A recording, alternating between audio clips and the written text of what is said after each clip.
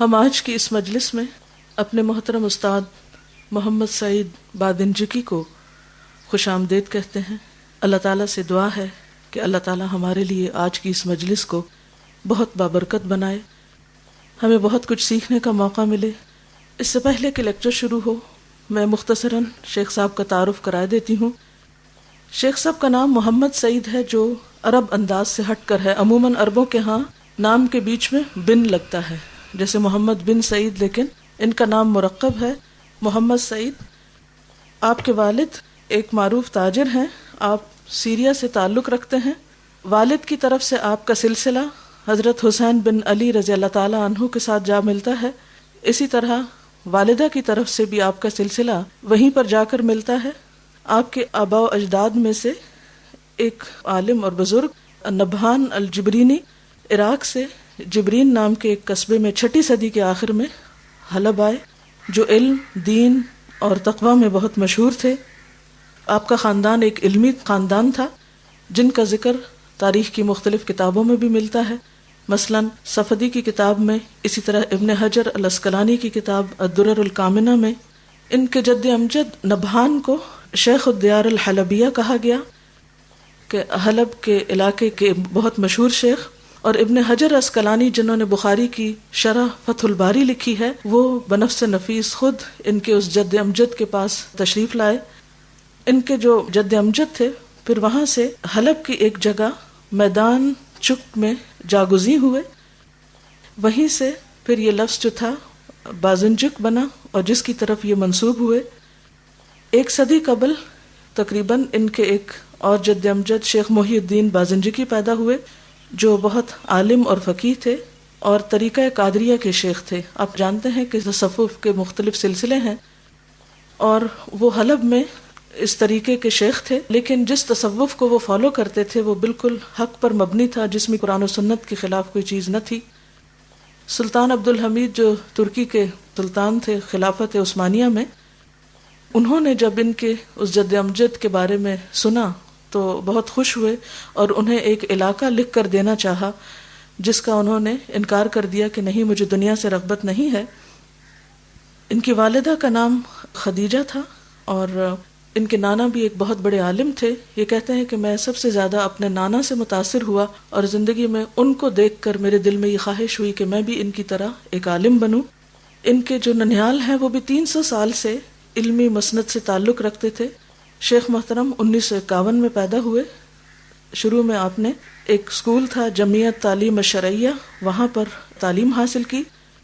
آپ کے استادوں میں استاد عبداللہ سراج الدین بھی تھے۔ مجھے اور ڈاکٹر ادریس کو جب دمشق جانے کا اتفاق ہوا تو وہاں پر ہماری ملاقات آپ کے استاد سے بھی ہوئی، وہ تقریباً 1-1.5 سال پہلے فوت ہوئے ہیں۔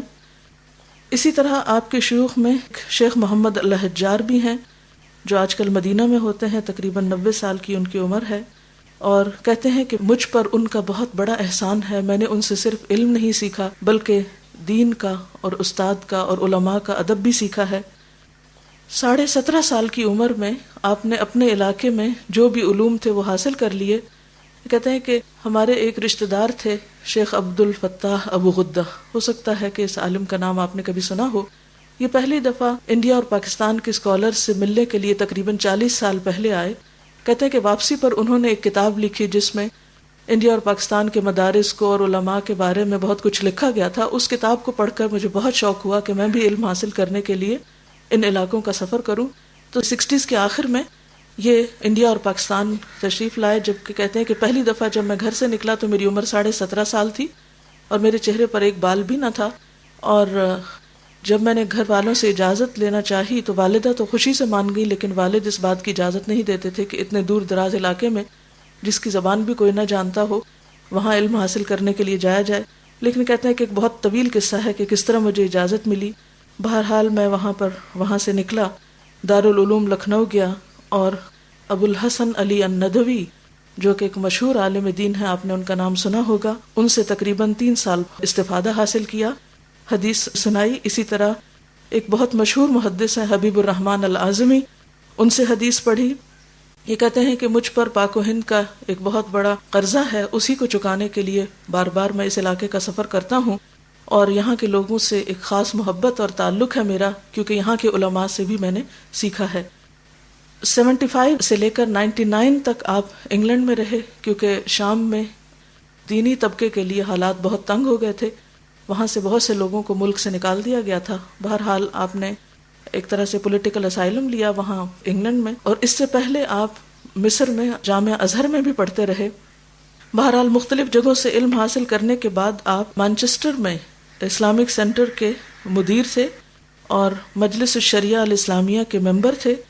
اسی طرح آپ اس دوران خطیب بھی رہے اور مختلف لوگوں کو تعلیم دیتے رہے۔ ہمیں اس دوران ہی ان سے استفادے کا موقع ملا اور بہت سی کتابیں پڑھنے کا اتفاق ہوا۔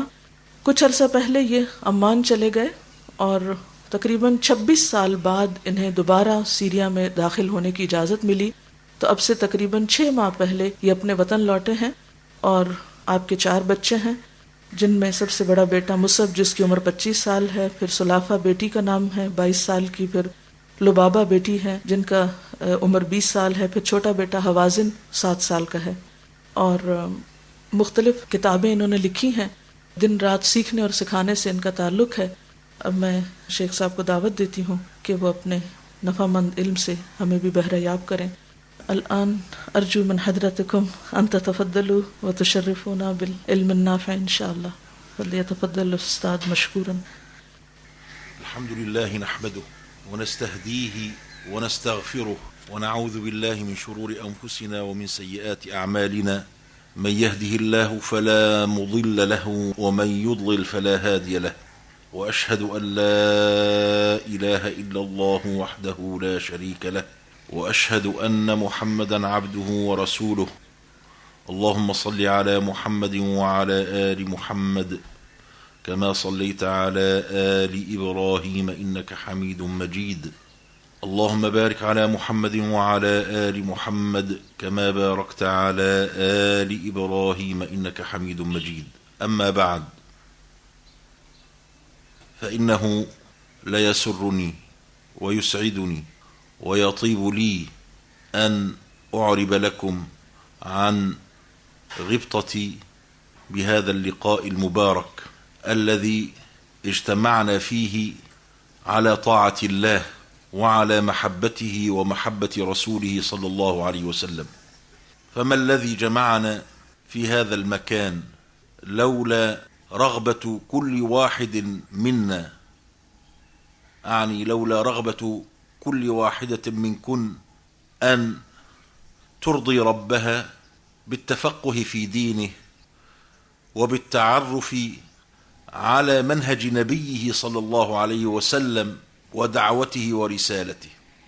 ومن هنا فإنه يحق لي أن أغتبط وأن أسر عندما أرى هذا الجمع الغفير من النساء المؤمنات الصالحات القانتات، فجزاكن الله خيرا عما تكبدتم له من مشاق وتجشمتم من عناء في هذه الصبيحة لتحظوا بسماع كلمة قد تكون لكم إماما ومنهجا يقودكم إلى الله والدار الآخرة على هدى وبصيرة.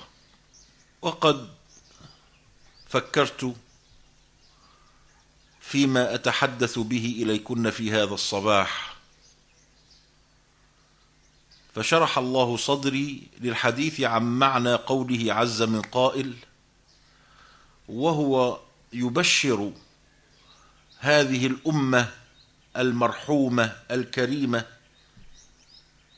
برسالة نبيها خاتم النبيين والمرسلين صلى الله عليه وسلم، فيقول عز من قائل: هو الذي بعث في الأميين رسولا منهم يتلو عليهم آياته ويزكيهم ويعلمهم الكتاب والحكمة وإن كانوا من قبل لفي ضلال مبين، وآخرين منهم لما يلحقوا بهم وهو العزيز الحكيم، ذلك فضل الله يؤتيه من يشاء. والله ذو الفضل العظيم.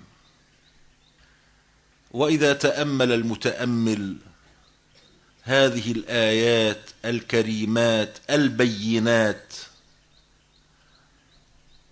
أدرك بغير عناء بأن الله عز وجل بعث هذا النبي صلى الله عليه وآله وسلم